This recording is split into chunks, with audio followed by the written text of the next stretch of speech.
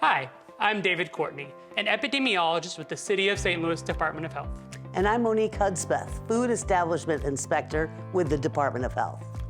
In this edition, we're talking about foodborne illness, what it is, how it spreads, and how to prevent it.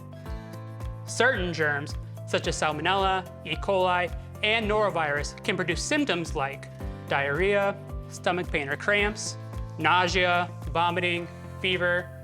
These symptoms may begin within hours or take a couple of days to appear.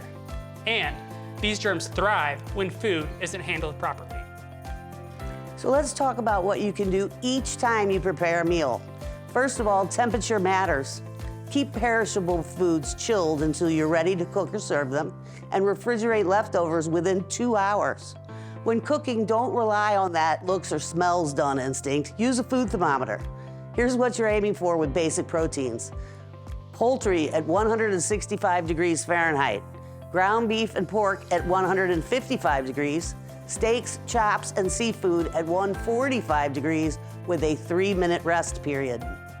Another common cause of foodborne illness is cross-contamination, the transfer of harmful bacteria from one item to another, which can occur when raw meat comes into contact with ready-to-eat foods. That means no sharing between the raw meat cutting board and the charcuterie board. They are not friends. Don't reuse marinades or plates that touch raw meat. Rinse fruits and vegetables under running water, even if you plan to peel them. Keep your countertops and your prep surfaces clean. And when you're traveling with food, keep cold dishes at 40 degrees Fahrenheit or below, and hot foods at 140 degrees or above. If food looks spoiled, smells odd, or has been sitting out too long, it may no longer be safe to eat.